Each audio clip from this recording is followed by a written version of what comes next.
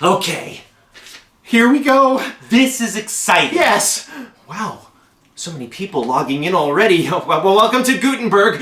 Gutenberg the Musical! Yes! We have written an exciting new show. And tonight we want to present it for the first time. But hopefully not the last time. No.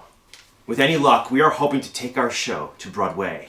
And as many of you may already know, there are with us in our streaming audience tonight some very big Broadway producers. The chances are, if you don't know the person logged in next to you, well, they're probably a Broadway producer.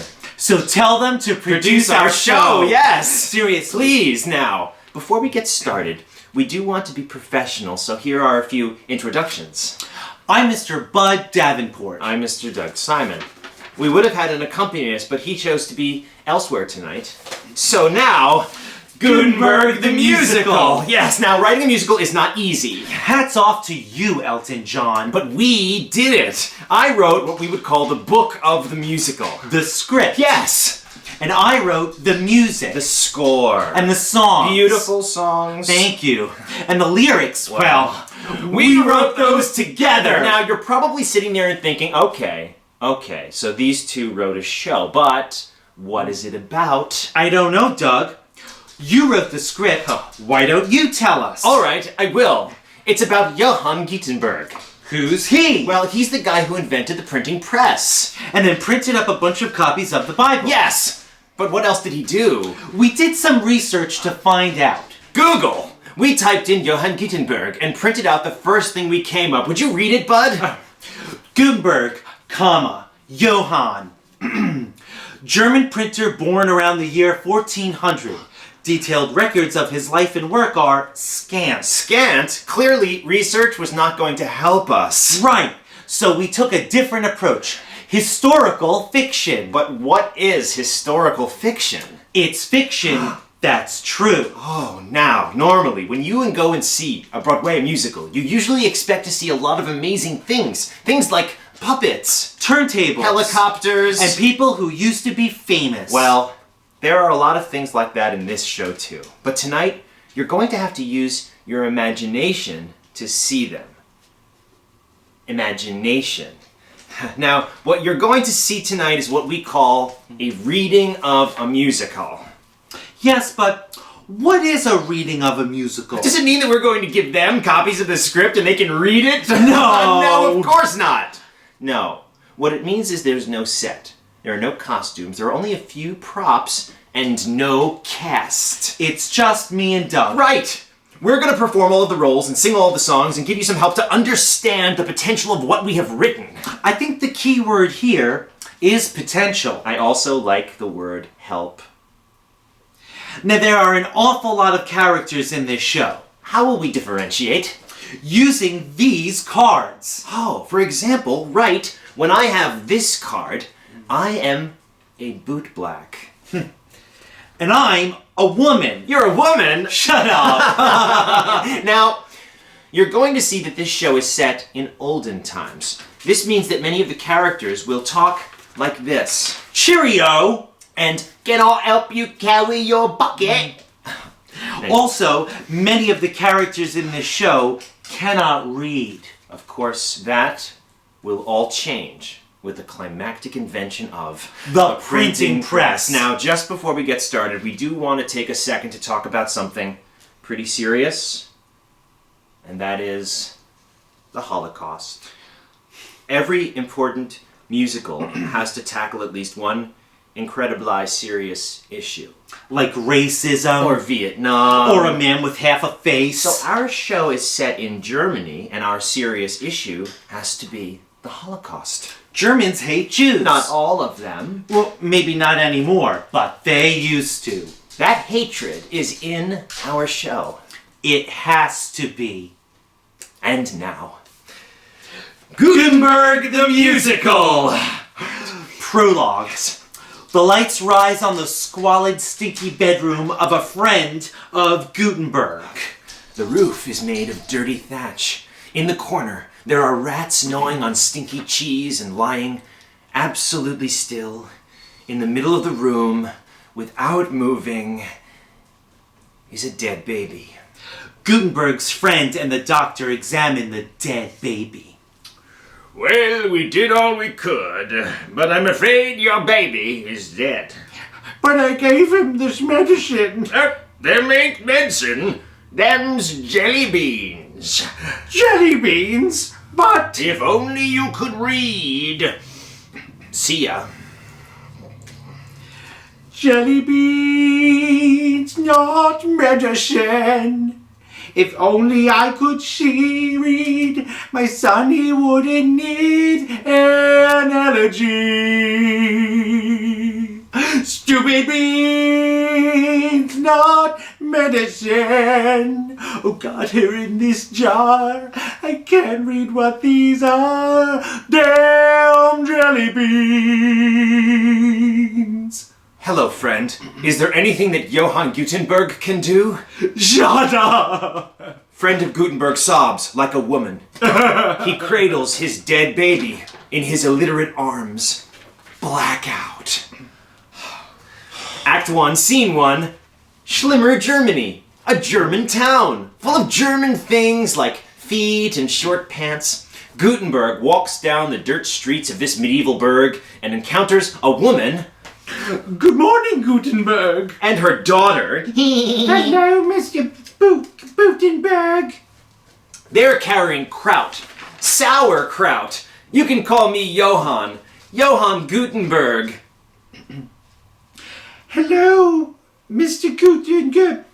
It's Gutenberg. How are you today, little girl? As happy as I can be considering I can't read. Another woman opens up her shutters to greet the morning. She dumps her stinky chamber pot, and suddenly, the town of Schlimmer is alive. Not alive like a monster, but alive like a town. It's nice to live in medieval Germany, in the beautiful town of Schlimmer. We all get along in perfect harmony. I'm a beef fat trimmer. The beef comes in all white with fat. It leaves a good bit slimmer. We're just drunks coming home from the bar in the beautiful town of Schlimmer. Hey, Gutenberg, got any wine? You're a wine presser. Tell us where the wine is. Is it over here? It's not over here. Fellas, my wine isn't the answer to all of your problems. Yes, it is. It's not like we can read. I can't read. Come on, Gutenberg, let's have some fun. Gutenberg. Don Gutenberg. He's the best chap around, at least in this town, sure as Gutenberg. Call me Johann. That Gutenberg. Johann. Shine your Gutenberg. It's the boot black. You're a man of your prime, making friends all the time. No Gutenberg. 10 ducats. Oh, hello, Mr. Boot Black. Well, you are certainly my favorite person to see today. I've got to be getting back to my wine press shop. Don't you guys have anything to do? No, it's not like we can read. You can't read. You can't No, read. shut up. Hey, let's not fight. Come on, I'll buy you a flower from that anti-Semitic flower girl.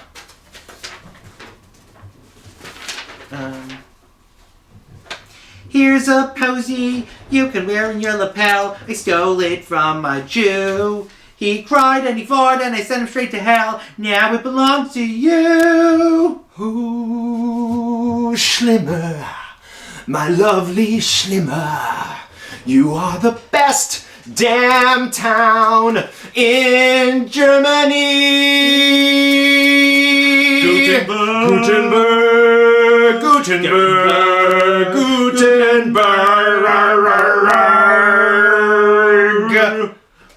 I'm the pride of Schlimmer. He's the pride of Schlimmer. I'm the Gutenberg. I'm the tribe of a Schlimmer. I'm Gutenberg.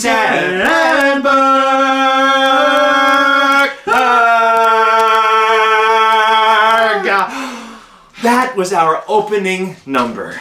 And the prologue. We're just trying to give you a sense of the world of Schlimmer. Just imagine that with talent. It's a tiny town. It's very tiny. The kind of town you might read about in travel magazines or murder mysteries. Whodunit? Yes! The kind of town where everyone's friendly, but also suspicious. So you might hear something like this. Well, if it isn't my good friend Doug Simon, stop by for a shave and a haircut. I sure am, Barber. Hey, Barber, I brought you a gift. It's this cupcake. Why, thank you. This cupcake is poison. I can't stop killing. That's good. So you can see, Schlimmer's the kind of town where anything at all can happen. And now, we start the story. Scene 2. Gutenberg's wine press shop. The roof is made of dirty thatch. There are shelves filled with old wine bottles and Helvetica. A beautiful German girl with blonde hair and beautiful breasts stands in a bucket stomping on grapes. Gutenberg enters. Gutenberg, Hello. Man, I love this town. I love you. There is an extremely awkward pause. Have you seen my dream journal? I had an amazing dream last night and I want to turn it into a poem. A poem. Will you read it to me? Journals are private. Yes, sir. Oh, I almost forgot. Here is a flower. It's beautiful.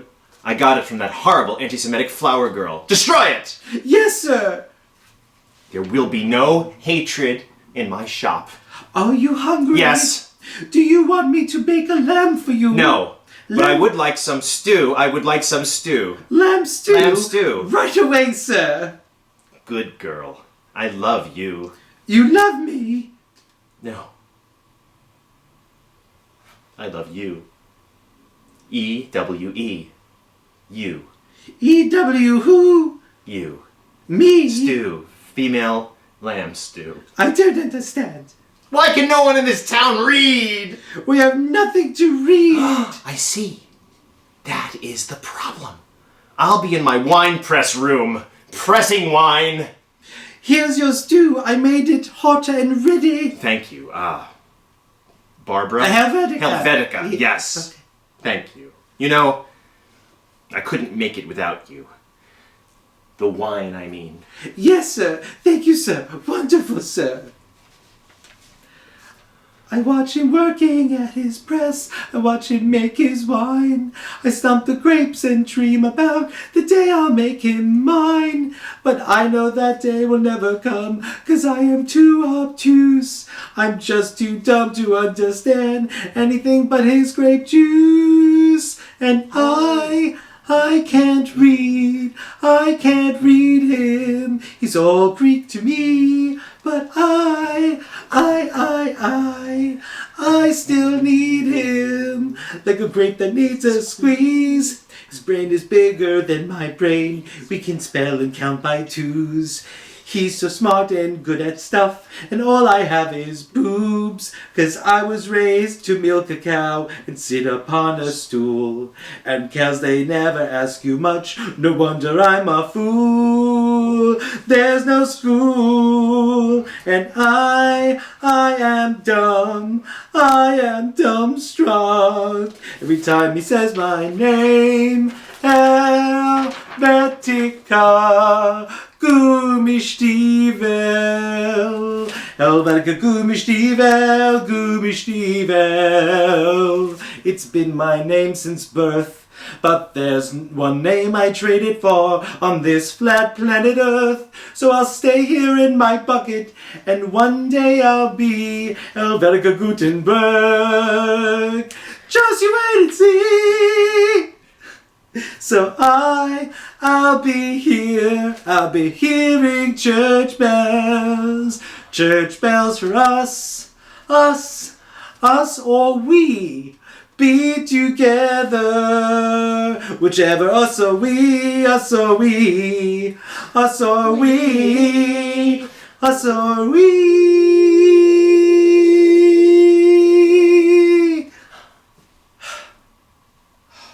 Wow. Thank you. Always a very emotional moment for me. That was the love ballad. But Doug, what is a love ballad? Well, people like me and Bud call a song like that the I Want song, because Helvetica wants Gutenberg. but the real question is, does Gutenberg know that? I don't think so. Now, you're probably sitting there and thinking to yourself, did Helvetica actually exist? Probably. Yes, probably. History tells us that in olden times there were a lot of poor wenches, so chances are if Helvetica did exist, Gutenberg probably knew her. Also, her name is a font. Yes. These days, we don't name fonts after anybody. Not even Nelson Mandela, and he conquered Africa. Mandela would be a noble font. But now, it's time to meet the bad guys, Monk and his henchman, Young Monk. Watch out! Scene 3. The church on the hill. The roof is made of dirty thatch. In the corner, there's a large Bible, and on this wall, there's a velvet painting of Jesus, crying.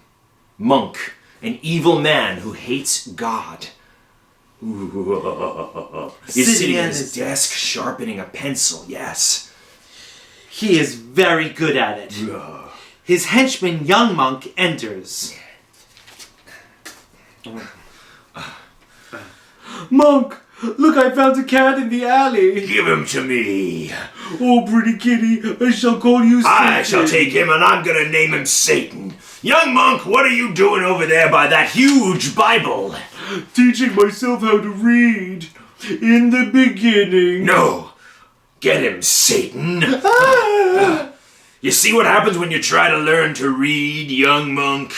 Now, what were you doing over there by that huge Bible? Nothing. That's right. As long as I'm the monk, no one in this town is going to learn how to read. That way, the Bible says whatever I want it to say! Unless, of course, someone were to make a machine that prints books and then printed up a massive copies of the Bible and distributed them to the masses. You're hurting Satan. No. No, I don't want to hurt Satan. I love Satan. Yes, I do. I love Satan. It's the character we're creating here is a monk, an evil monk who happens to love Satan. That's clear, okay. You're such a bad monk. Yes, I am. When I was a young monk, I tended to my flock. I prayed Jesus, I helped the poor, I wore a nice monk smock. I did what I should, I was always so good. But then I met the devil in a haunted German wood. That sounds scary. It wasn't scary. It was awesome. The devil was a lady, he looked just like my mom. He held me like a baby, and like a baby I sucked my thumb. I told the devil I'd do what he said. He said, glad to hear it. Now kill your daddy dead. Haunted German wood, haunted German wood. You made me what I am today. You haunted German wood. haunted German, haunted German Goosebumps. wood. No, the story is just beginning, young monk. I crept into my daddy's house, that Bible by his side. I yelled, greetings from the devil! And then my daddy died. It says in the Bible that you shall not kill. But I sure did it that day, and I guess I always will. Hey, haunted German wood, haunted German wood. You taught me how to kill a man, you haunted German wood. He is bad. I am bad like a monk only can be. I worship Satan. The devil said he had to go back where he'd come from. He told me, boy, stay in the church and keep the people dumb. You'll have more power if they think you're good.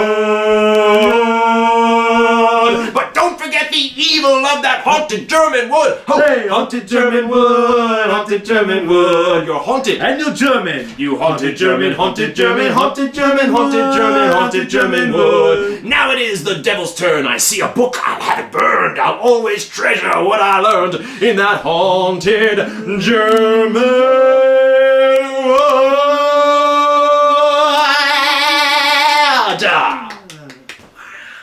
Now that is one bad monk. In his defense, he was tricked by the devil. Yes, a lot of us get tricked by the devil. My dad got tricked by the devil. He cheated on my mom with a bank teller. She was a very pretty bank teller, though. Yes, my parents are still together, though. Marriage. Now, we hate Monk, and we hope that you do too. But we want you to hate him for a good reason. Yes, you can't just say a character is evil. You've got to know why he's evil. That's why we had to kill his dad. It's called character development. Right. Now, I think I heard the monk saying something about how he doesn't want a person to make a machine that prints books. Uh-oh, because guess who's about to make a machine that prints books? Gutenberg's wine press shop. It is very late at night. The clock on the wall says like 2 a.m. probably. Gutenberg is working at his press. Oh, I need a break. When I'm at my press, I like to leave my body. Let my mind roam free. Think about my day. Somebody died, somebody cried, somebody lied. I ate stew. And yet, there's the pain of something niggling at my head. I can't forget, and yet I can't remember what the people of Slimmer said. I cannot read. I cannot read. I cannot read. I hate Jews. Yes, I hear the townspeople now. I understand and I feel you all inside of me. Here, I've got to do something. Wait, I'll take this clock. What can this be? Can this clock ever teach people to read? No, it cannot. It goes in the trash. Wait, there might be something cool in the trash. Oh, it's just an old grape. That's not what I need. Grapes are completely useless. No, Schlimmer must read. No, but what can I do? All I've got's this grape juice press. Wait a minute. This grape juice press. I'm gonna take that press and I'm gonna print some words. I'm gonna change the press, though I know it sounds absurd. I'm gonna take the grapes out and put letters in, put letters where their grapes have been. I'm gonna change this press and make it print some words. And so Gutenberg worked long into the night, making history to a boogie-woogie beat. You go on, Johann Gutenberg. You invent that printing press for us all.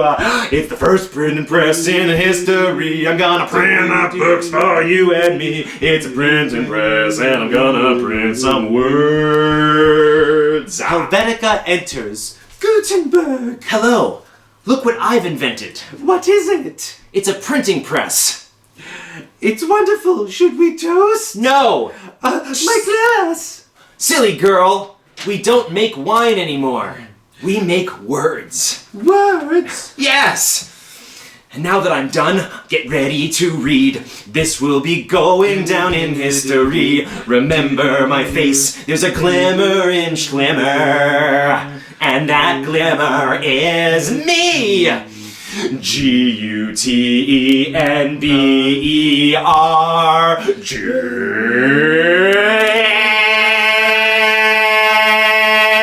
Centered. Oh, history. I'd just like to say I was pretty scary trying to set the most important moment in history to music. Well, you know, I feel that you did a pretty good job. Well, you wrote me a pretty good story.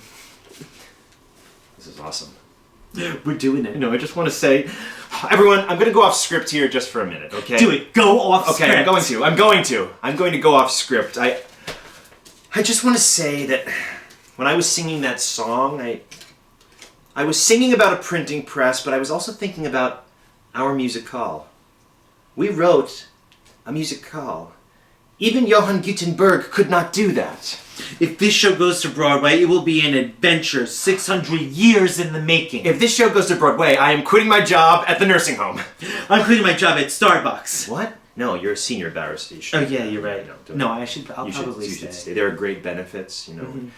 Oh, now you're probably sitting there and thinking to yourself, wait a minute, a wine presser invented the printing press. Makes sense. He was already familiar with pressing things.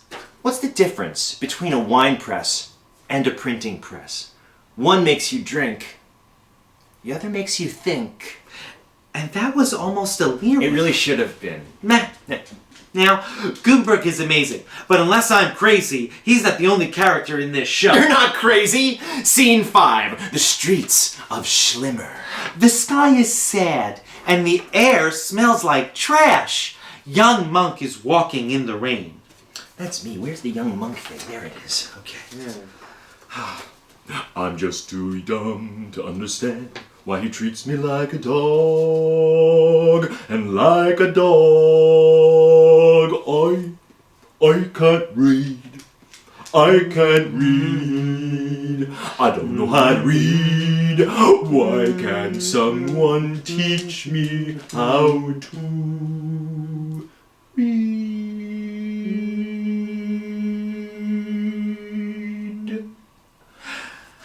Young monk enters the boot black shop. Dangle, dangle, dangle, dangle. Boot black. Okay. Young monk. Hello, Boot Black. I got hit with another pencil. And I've never got a big pair of boutons. Allow me to remove it. Ah! Thank you. That's the third pencil this week, young monk. I know. Monk is an abuser. Then why do you stay with him? I think I can change him. Young monk, we bootblacks have a saying. If you're in a bad situation, get out of it. Thanks, Boot Black. But I can't help but see a little bit of good in him. He's like a tiny seedling that just needs the water of me. And with a little bit of luck, that me water will help him grow into a giant tree of goodness. Don't cry, young monk. I know what can cheer you up. Have a biscuit. Biscuits! Biscuits! I want you deep inside of me, biscuits! Put them in an oven, they're nice and sweet. Put them in a tiny, they're good to eat. Put them on a shelf when they're out of reach, biscuits! And in the time of war, it tastes really yummy when they're off the floor. It tastes really yummy, I want some more. We're not too poor to eat biscuits. Biscuits, I want you deep inside of me, biscuits. You make me want to dance. Biscuits! You can eat a biscuit when you're sick in bed. You can eat a biscuit when the moon turns red. You can eat a biscuit when we're all dead. Biscuits and biscuits and the biscuit song, remember? Remember the biscuit song? It's there. It's been a while. It's been a while. Now, I know most of you are probably thinking to yourselves, that song doesn't have anything to do with anything. This show is not about biscuits. So what are we doing? What are we doing? Well, people like me and Bud call a song like that a charm song. But Doug, why do we need a charm song? Well, a charm song gives the audience a break from watching the stuff they actually care about. Also, a charm song can help get a really famous person to play a really tiny part. Yeah, for instance, we're hoping that one day the role of young monk will be played by Mr. Josh Gad. He's amazing. Oh, you guys, okay, there aren't pillows anywhere, but no, okay, enough about the biscuits, let's move on. Okay, let's get back to the story. Here we go, okay. Scene 6. Alright, we're at the Schlimmer Market, a stinky place full of rotten fruit, dead bodies, and antiques. Oh. Rumors about Gutenberg spread like the plague. Yes. Okay. Hey, baby fat Trimissy, it's saying you're chopping some meat. I just can't seem to chop off these feet. 4 more steaks and I'll finish the herd. Then take a break and tell me what's the word. What's the word? What's the word? Well, I shouldn't say this, but late last night, in the wine press shop, there was a light. I saw Gutenberg through the window pane. He was sweating, he was working, he was shouting his name. Now, I wouldn't bet money, but I think it's true. Our wine-making buddy was making something new. Really? Well, you didn't hear from me. I'm just a beef fat trimmer, trimming the fat off the beef. I get it. What's the word? What's the word? Woman goes to buy some cheese. What's the word? What's the word? Well, hey there. Hey, I'm milking a cow. Do you really have to milk that cow right now? Because I got hot gossip. Just won't keep. Gutenberg didn't get much sleep last night. That right? Might be working on something shady, or it might be working on a special lady. A special lady? I wish it was me. I'm very attracted to Mr. G. He's got great buns and he's got great pecs. I'll be heartbroken if he's not having sex without me. I see. But it can't be. What's the word? What's the word? Another woman sees friend in a field. What's the word? What's the word? Well, hey, have you heard what you're saying, mister? Gutenberg's got a girl and he might have kissed her. But I don't believe it. I think it's wrong. Got my own theory why he was up so long. He wasn't making love or playing games of chance. Gutenberg was teaching himself to dance. You want to go and spread that rumor? Maybe, but first I gotta bury my dead baby. That's horrible. It happens. What's the word? What's the word? Man is buying some apricots. What's the word? What's the word? Hey there, man, I see you're buying some fruit. Have you heard the news about our friend Gutenberg? It seems he's done something great, but all we know is for certain he was up late. Oh no! It's Monk! Say no more, my childless friend. I'll find out where this rumor ends. I'll head on over to the wine press shop, and if he's up to something naughty, I'll make him stop. Whispers and secrets, whispers and secrets, whispers and secrets, whispers and secrets. Gossip. Uh-oh. It looks like Monk is heading over to the wine shop. Oh. What's going to happen? I don't know. Let's find out. Scene 7, Gutenberg's wine press shop. Helvetica is crying in her bucket. Monk enters. Knock, knock, knock. Anybody home? This is not a home. I'm just here to pick up some wine for the sacrament. We don't make wine. Not anymore. Ah, you must be Helvetica. How do you know my name? I'm a monk. I know everything. Everything? Everything. So you know that I love Gutenberg. No, I did not know that. Until now. And now I know everything. So you know Gutenberg invented the printing press. What? No. Who invented the printing press? Johann Gutenberg. Johann Gutenberg invented the printing press? What year is this? 1450. Johann Gutenberg invented the printing press in the year 1450? Yes, and it's right there. Well, we'll just see about that.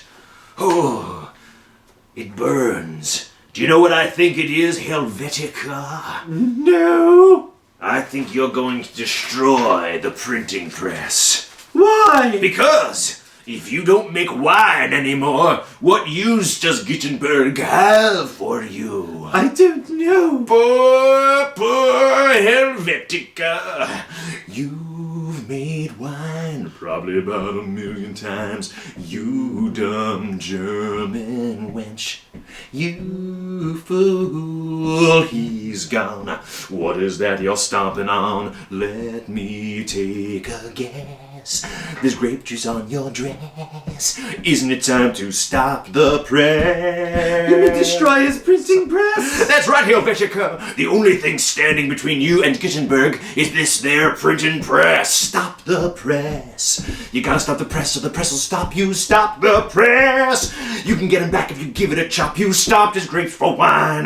Now stop a monk this time. You've got to stop the... Please don't shout. I'm in this bucket, I'll get out. If I smash his press, he'll cry and die. We'll be right there to dry his eyes. I'll feel his caress. Yes. Right here on my breast. Yes. Maybe it's time to stop the press. Stop the press. You can stop the press with a simple pencil. Stop the press. I know I'm gonna do, but I'm feeling tense. Will Gutenberg be mad? No. Will Gutenberg be glad? Yes, I've got to stop the press. Stop the press. Okay, I'll do it. Stop the press. I know I can. Stop the press. Please don't rush me. Stop the press. I love my man. Use the pencil. Stop the press. You'll be together. Stop the press. You'll have a baby. Stop the press. Johann Jr. Stop the press. You've got to stop the... I love you, Gutenberg. You've got to stop the... This is for our future. You've got to stop the press.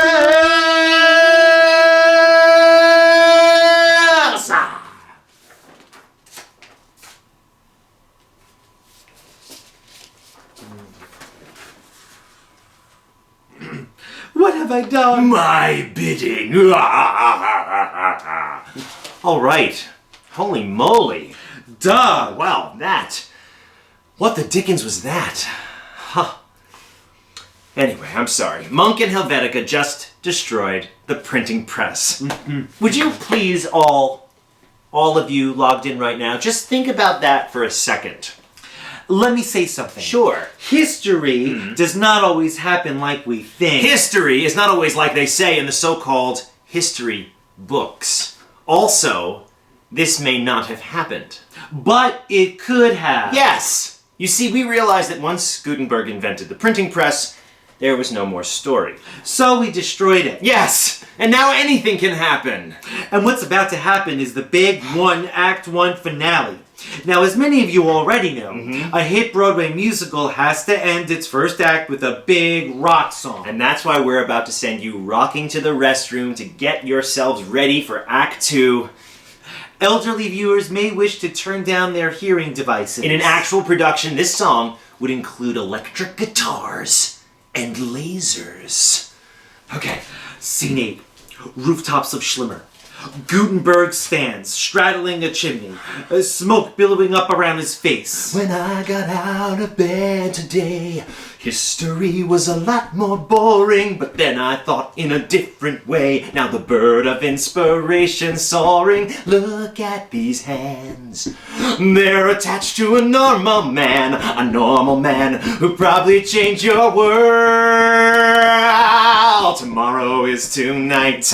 It's a history and future fight. Tomorrow is tonight. Monk rises from an adjacent chimney. He is surrounded by fire and bats. Today I killed the future. Now my badness knows no bounds. My plan unfurled to trick that girl. Now the bird of inspiration's on the ground. Splat! Ha! I crushed his dream. You don't hit the world with a dumb machine. At least not while this monk is still in town. Tomorrow is tonight. It's a history and future fight. Tomorrow is tonight. Helvetica is also on a roof.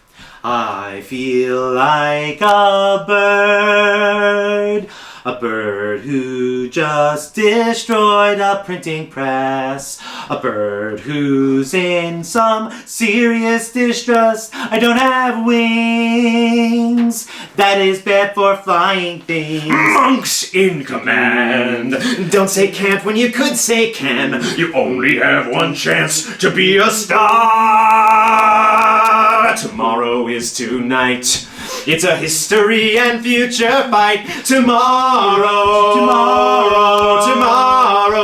is tonight.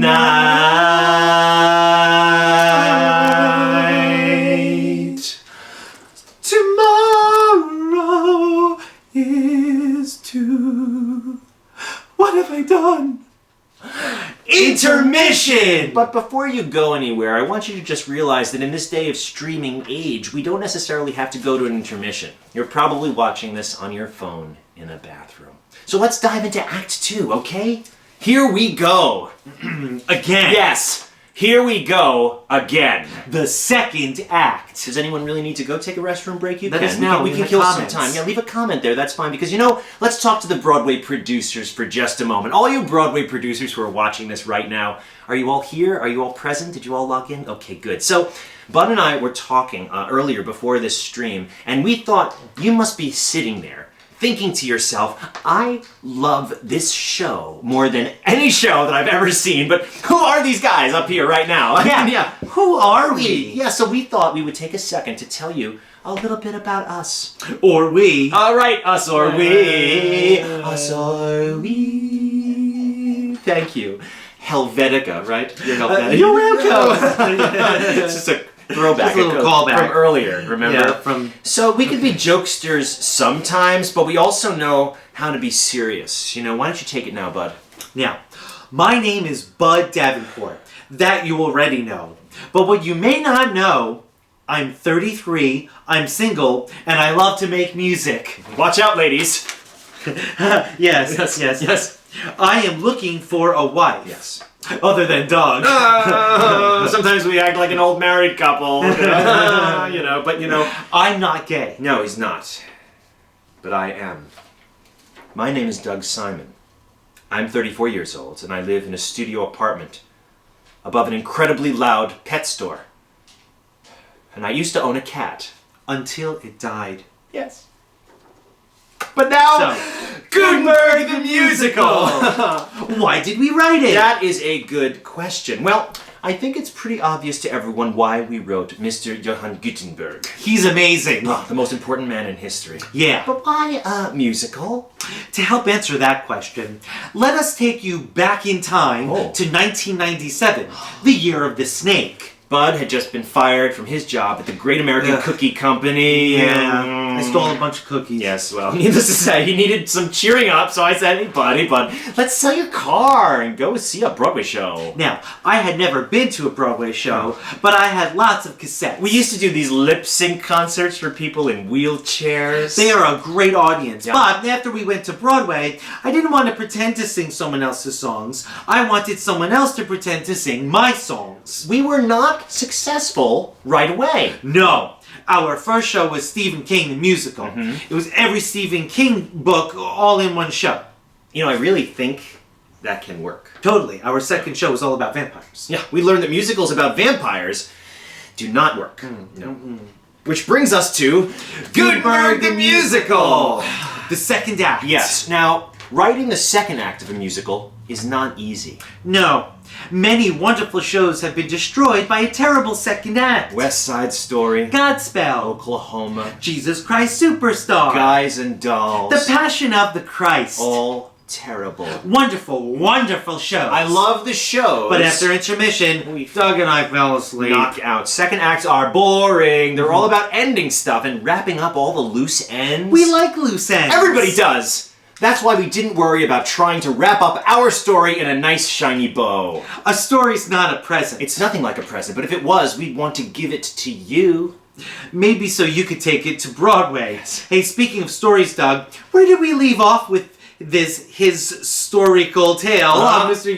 Johann Gutenberg? Well, at the end of the first act, Monk and Helvetica had destroyed the printing press. But Gutenberg doesn't know that, and Helvetica feels horrible about it. She made a mistake. Sometimes we all make mistakes. Act 2. Second prologue, the streets of Schlimmer. It's a very early morning, so early that the dirt streets are still covered with yesterday's vegetables. The stage is filled with doom. Also, fog. Bootblack and daughter meet on the street and talk about a dream they'd had. They share a nightmare. It was a nightmare. People like me and Bud call a scene like that foreshadowing. But Doug, what is foreshadowing? Well, I'll tell you. Later.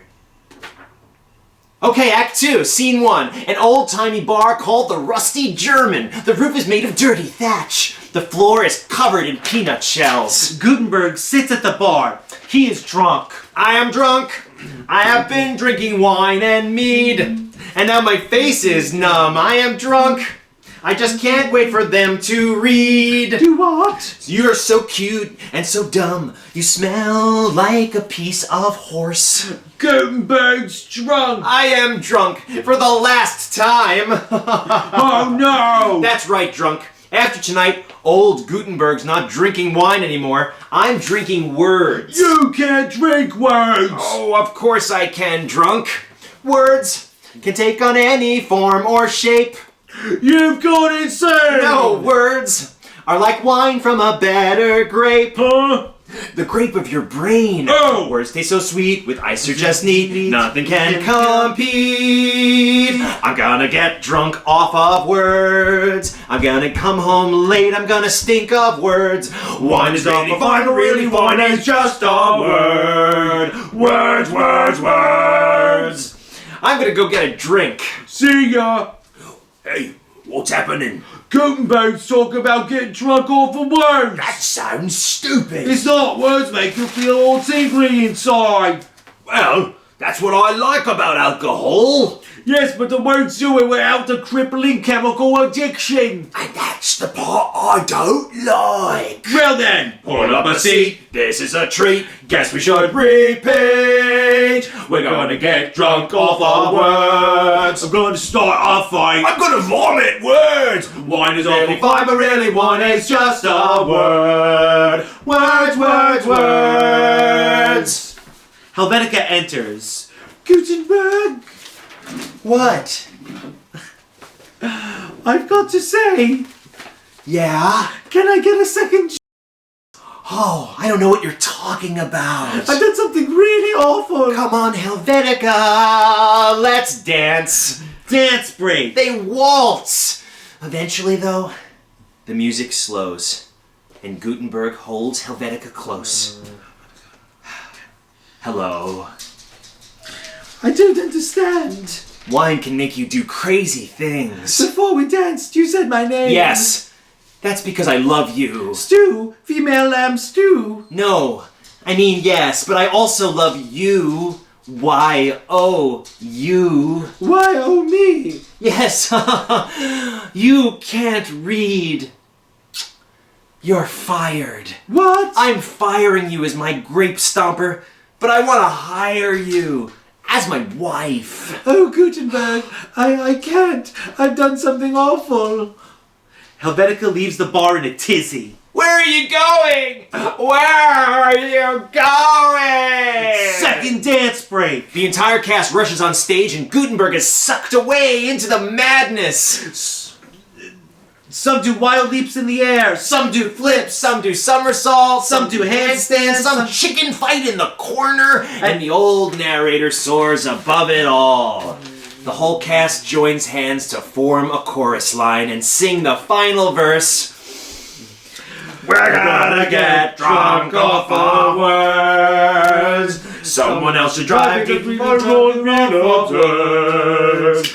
Words, words, words, words, words, words, words, words, words, words, words, words.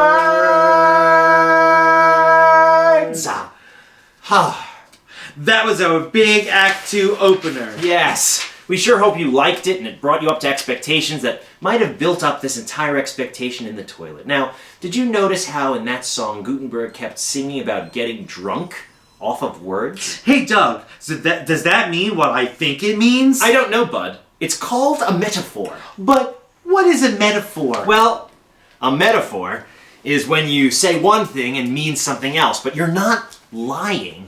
Now, when we started writing the opening to Act 2, we knew that Gutenberg needed to have a lot of fun. And pretty much the funnest thing you can ever do is get drunk. Doug used to get drunk a lot. Yes. My name is Doug Simon, and I was an alcoholic for one summer. He slept in my yard. Yes. I learned that being an alcoholic is expensive. Now, not only was that song about Gutenberg drinking delicious, delicious alcohol, he also saw that Helvetica in that song, and I'm pretty sure that Gutenberg said that he loved her, right? And then she ran away. I wonder, where did she go? Scene 2, the church on the hill. Monk has been taking confession from the anti-Semitic flower girl. They are having way too much fun. Oh, we're done, flower girl. You are completely without sin. Thank you. And thank you, anti-Semitic flower girl, for these beautiful flowers. I love them almost as much as you hate Jews. Flower girl exits. Helvetica enters. Monk, I've got to speak with you. Gutenberg's press. We've got to fix it. Poor Helvetica. I'm afraid the Bible says there are no second chances. It does? Yes, towards the end. But Gutenberg, he loves me. Yes, I know. I know everything. I knew love once as well. Sweet, sweet love. But then I killed her. Young monk enters. Excuse me, sir. Mr. Gutenberg's here to see you. He's come to rescue me. Not so fast. I must plot. I must plan. I've got it. Young monk, take Helvetica and lock her in the tower. Why? Because I said so. You're such a bad monk. You have no idea. Some idea. You have some idea. That Young monk and Helvetica exit. Gutenberg enters. Hey, nice church. Well, well, well. You must be Gutenberg.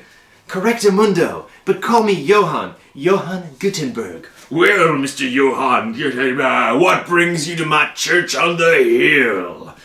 The big Bible. Last night, I invented the printing press, and now I want to print the Bible with it. I'm gonna call it the Gutenberg Bible. A Bible that will be printed and distributed to the masses. He must not know that the printing press has been destroyed. I shall toy with him.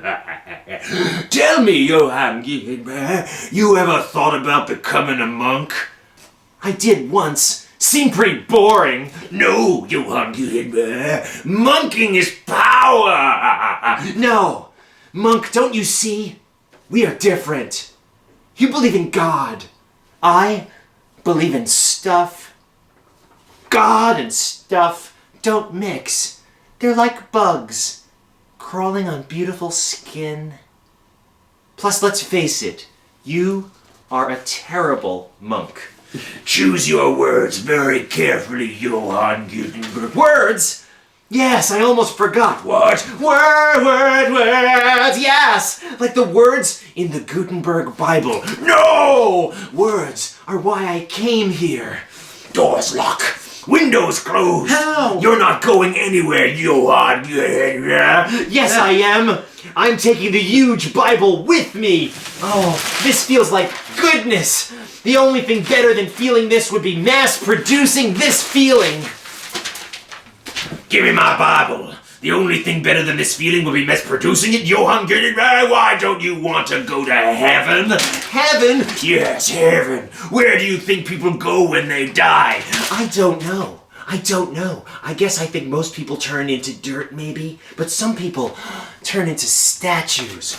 Statues? Yes, I want my statue to be me, riding on a dragon, nursing a baby. Oh, Johann, there are no statues in heaven. Then I don't want to go there! Now, I know you're probably thinking, and the answer is yes, that scene was inspired by Star Wars. But don't worry, Monk is not Gutenberg's father. No. But that scene was inspired by reality. Okay.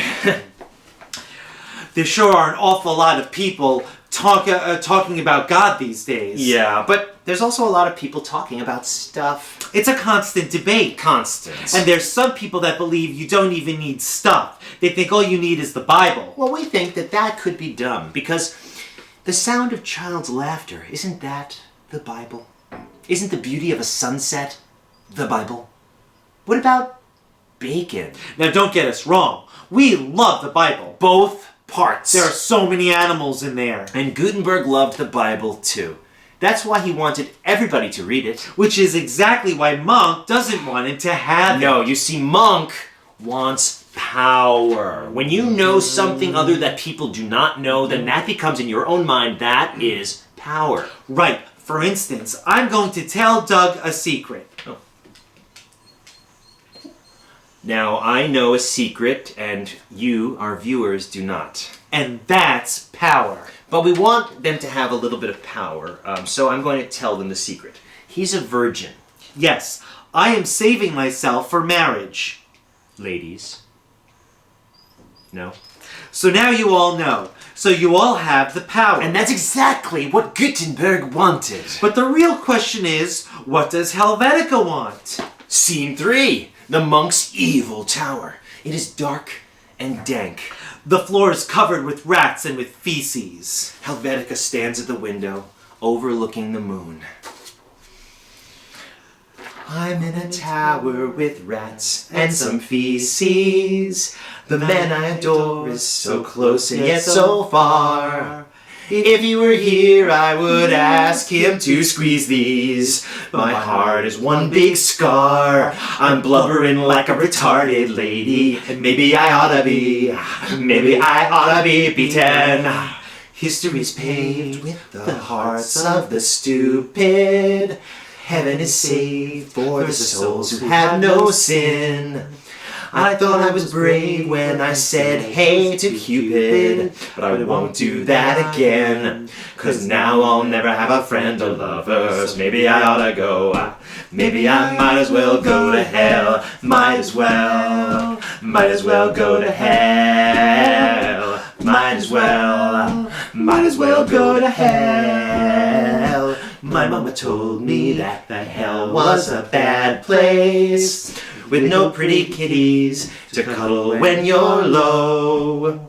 When I am dead, I will sure miss your cat face, but I goofed up and I know I will never leave medieval death row. So maybe I oughta go, maybe I oughta go to hell. Might as well go to hell. Might as well go to hell. Rats, sing with us. Helvetica soars over the town of Schlimmer. Goodbye, rats! Goodbye, feces! Hello, Schlimmer, where I can see my house. It's beautiful. And it's not real. I'm still in my tower. I have betrayed you, my beautiful Hamlet. And when I say Hamlet, I'm talking about my town. 'Cause there are two meanings of the word Hamlet. So maybe I ought to drown, or put my body in the ground. 'Cause I let everybody down, wearing a crazy clown, wearing a painted frown. I hear a scary sound, it's a three-headed hound, with a brown, in hell! Doug, I would like to say something. Oh, that's you. Yes. Yeah. Doug, I would like to say something. This has been the most important night of my life. This is the most important part of both of our lives, both Doug and Bud equally. I'm never going to forget this night. In fact, I am going to tell my grandkids about it. I'm going to tell my grandparents. Until tonight, I had no idea what it felt like to open up your chest and show an audience your heart. It hurts.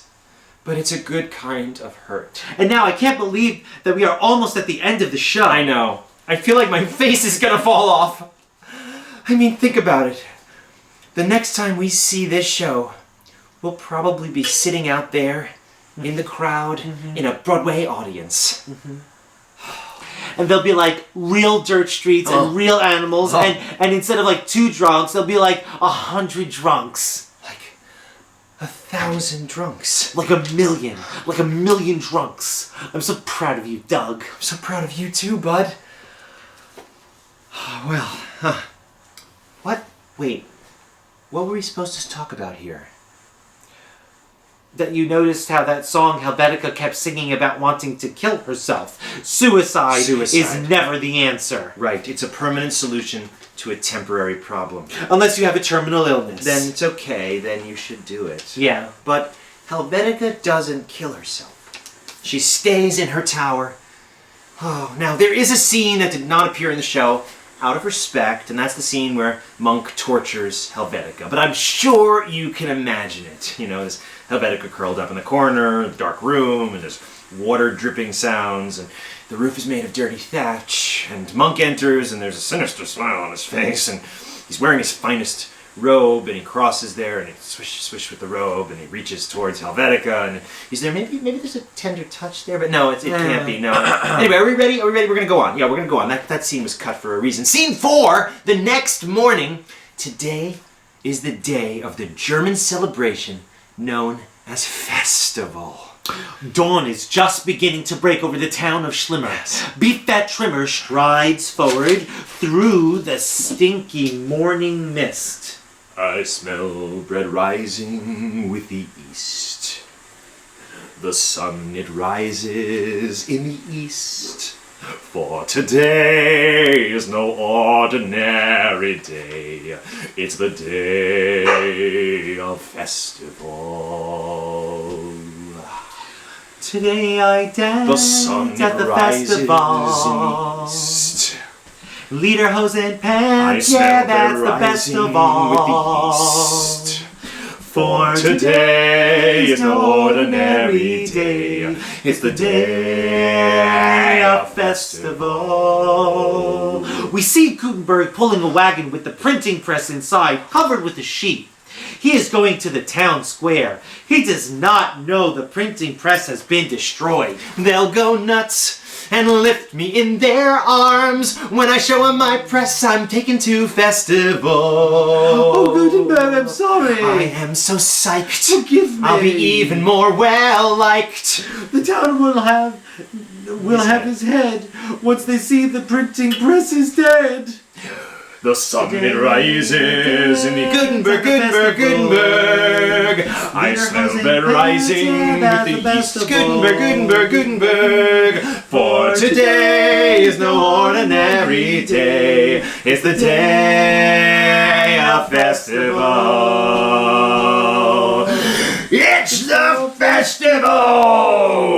Festival, it's the festival, it's the crest of all our desires. Festival, take the rest of all of the festivals to the fires. There is so much food and drink, Just enough to make you think. that we should all be tickled pink until we are less dense. Don't forget I met the German in German wood. I'm a terrible monk and I got a plan and it's happening like it should. Now the girl's in trouble and the press is burble. His gut and bubble's gonna burst. I'll just wait and see Wine Man Mr. G as they roast him like a bratwurst. Why does he have to be me? So bad. You've got daffodils and some roses too, but you can't have one because you're a Jew. Wait! Shut up. Flower girl, where are you? Why must you have this ridiculous hatred of the Jews? It's irrational. It's wrong. It hurts me to see my fellow townspeople acting this way. Just think of where all of this hatred could lead. Before you know it, we could be in the middle of a second world war. So I have something underneath this sheet that could unite us all. Everyone gasps.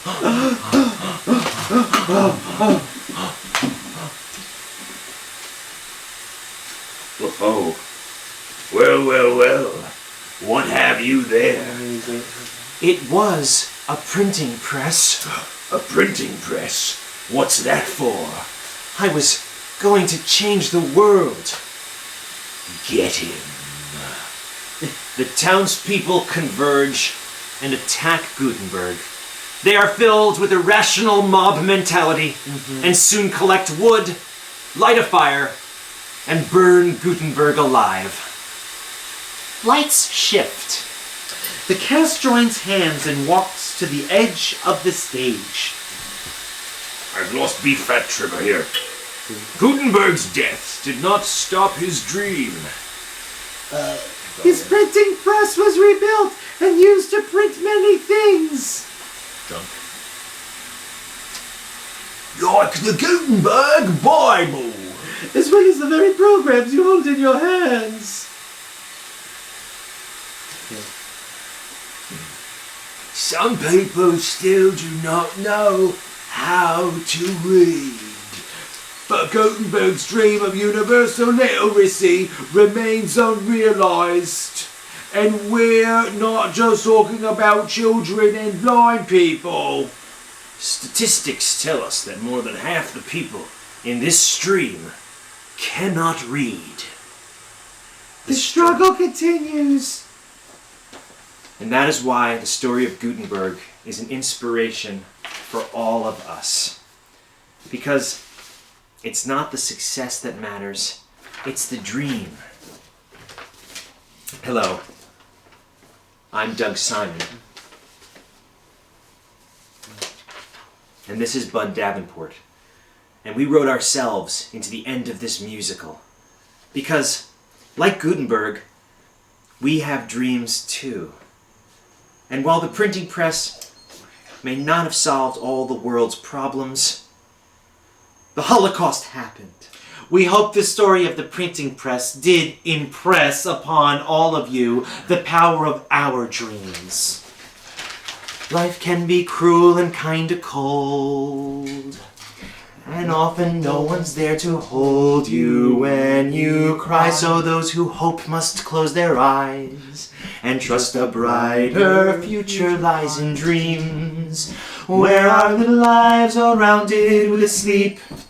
And while the emptiness within us may be deep, we'll get our fill while hopeless millions hunger still. We dream dreams, we eat dreams, I eat them too. We dream I eat them too. We all eat dreams, don't we? Come on.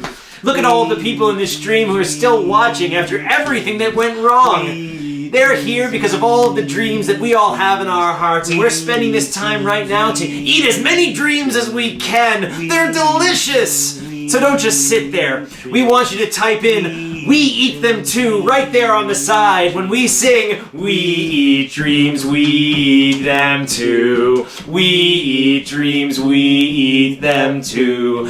We eat dreams, we eat them too." Is anyone typing? "We eat dreams, you eat them too." There's a lot of problems here going back and forth too. Are we stuck in some sort of a weird sort of a streaming thing going on?